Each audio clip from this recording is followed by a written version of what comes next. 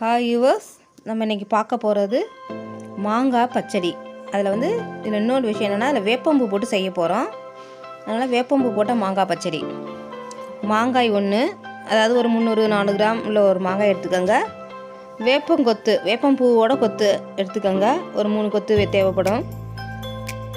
கருவேப்பிலை எடுத்துக்கோங்க. 2 பச்சை மிளகாய் எடுத்துக்கோங்க உரப்புக்கு. கடுகு, உளுந்து பருப்பு, ஒரு 1.5 கட்டி வெல்லம் எடுத்துக்கோங்க. எண்ணெய் தேவைக்கு, மஞ்சத்தூள், உப்பு. இப்போ வந்து நம்ம பச்சை மிளகாயை பாருங்கள், இப்படி நீல வாக்கில் அரியணும். இதே மாதிரி நீல வாக்கில் அரிஞ்சிக்கோங்க. மாங்காயை வந்து தோல் செத்தணும். தோல் செத்தி நம்ம வந்து பயன்படுத்தணும். சாம்பாருக்கு போடுற மாதிரி போடக்கூடாது, தோல் செத்தி பயன்படுத்தணும். இதே மாதிரி ஒட்டை மாங்காய் சுற்றி ஒட்டை நம்ம சீவிக்கலாம். இந்த மாதிரி செத்திக்கங்க.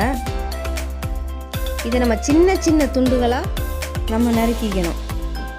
சின்னதாக நம்ம வந்து நறுக்கி வச்சுக்கோங்க. அப்போ தான் வந்து வேகும், சீக்கிரம் வேகும். இந்த மாதிரி ஒட்டை செதுக்கிடணும். அந்த மாங்காய் கொட்டையை ஒட்டை செதுக்கி எடுத்துடணும். இப்போ வந்து இதை வந்து நல்லா ஒட்டை எடுத்தாச்சு. இதை நம்ம கழுவிக்குவோம். கழுவி நம்ம இப்போ வச்சுக்குவோம். ஒரு கடாயில் கொஞ்சோண்டு எண்ணெயை ஊற்றி கடுகு உளுந்த பருப்பு நம்ம முதல்ல தாளிச்சுக்குவோம். எண்ணெய் சூடு ஏறிட்டுருக்கு. இப்போ வந்து இந்த மாங்காய் பச்சடியோட நம்ம வந்து வேப்பம்பூ சேர்க்க போகிறோம். இது எதுக்காக சேர்க்குறோம்? எல்லோரும் வந்து மாங்காய் பச்சடி சாப்பிட்ருப்பீங்க. யாருக்கும் இது தெரியாதது கிடையாது. கண்டிப்பாக எல்லாருக்குலையும் செஞ்சு சாப்பிட்ருப்பீங்க. இதில் நம்ம வேப்பம்பூ எதுக்கு சேர்க்குறோம்னா, சித்திரை 1ஆம் தேதி வந்து மாங்காய் பச்சடியில் வேப்பம்பூ போடுவாங்க.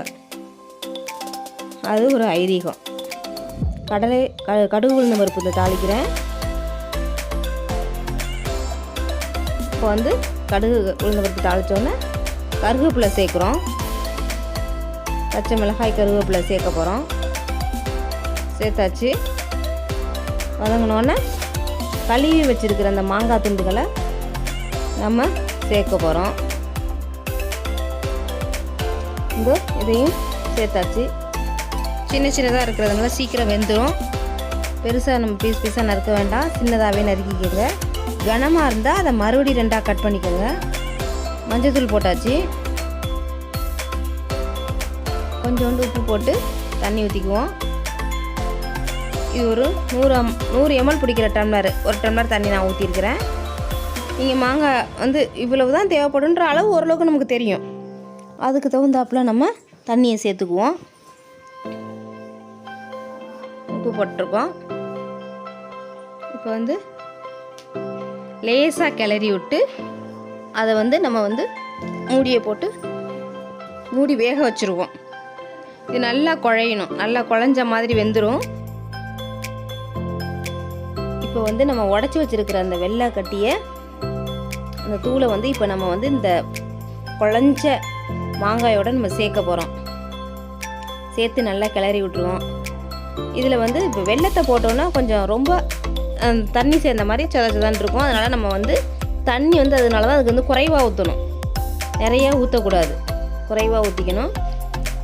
நல்லா பாருங்கள், வெள்ளத்தை போட்டோன்னா நல்லா அதிலேயே தண்ணி வெளியாகுது பாருங்கள். இந்த அளவுக்கு. இப்போ வந்து இந்த வேப்பம்பூவை உருவி நம்ம அதில் போட்டுடணும்.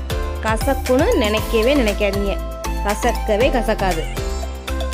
இதில் 2 பச்சை மிளகாய் போட்டிருக்கோம், வெல்லம் 1.5 கட்டி போட்டிருக்கோம். இந்த வேப்பம்பூவை போட்டு கிளறுங்க. பாருங்கள், நல்லா வந்திருக்குது. எப்படி வந்திருக்கு பாருங்கள். இப்போ வந்து இந்த வேப்பம்பூவை பற்றி நான் உங்கள்கிட்ட சொல்கிறது என்னென்னா, இப்போ வந்து நம்மளுடைய தமிழ் வருடப்பிறப்பு அன்னைக்கு நம்ம வந்து கண்டிப்பாக 6 வகையான சுவையை வந்து நம்ம சேர்த்து சாமி கும்பிடணும்.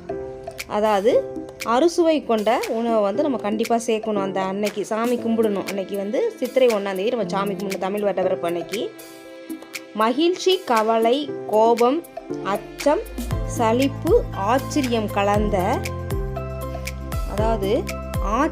கலந்தது என்பதை உணர்த்தும் வகையில் கசப்புக்கு வந்து வேப்பம்பூவை சேர்க்கணும். துவர்ப்புக்கு வந்து வாழைப்பூ வாழைக்காய் சேர்க்கணும். மாங்காய் வந்து புளிப்புக்கு சேர்க்கணும். அதாவது வந்து மிளகாயை வந்து உரப்புக்கு சேர்க்கணும். இது மாதிரி 6 வகையான சுவையை வச்சு நம்ம வந்து ஒரு பச்சடி செஞ்சு அன்னைக்கு சாமி கும்பிடணும். இதுதான் நம்மளுடைய சித்திரை 1ஆம் தேதி பண்ணக்கூடிய ஐதீகம். அதே மாதிரி இப்போ வந்து நான் இந்த மாங்காய் பச்சடியில் பூ போட்டு இந்த வேப்பம்பூவை சேர்த்துட்டேன். இப்போ வந்து நீங்கள் வந்து இதில் ரசம் வச்சுக்கலாம். வேப்பம்பூ போட்டு ரசம் வச்சுக்கலாம். அப்படி இல்லாட்டி வாழைப்பூ தொகட்டல் பண்ணிக்கலாம், வாழைக்காய் கறி பண்ணிக்கலாம். எது உங்களுக்கு சுலபமாக கிடைக்குதோ அதை வச்சு நீங்கள் அன்றைக்கி சாமி கும்பிடுங்க. சித்திரை 1ஆம் தேதியை ரொம்ப சந்தோஷமாக செலிப்ரேட் பண்ணுங்கள். இந்த வீடியோ உங்களுக்கு பிடிச்சிருந்துச்சுன்னா லைக் பண்ணுங்கள், கமெண்ட் பண்ணுங்கள், சப்ஸ்கிரைப் பண்ணுங்கள். வாழ்த்துக்கள்.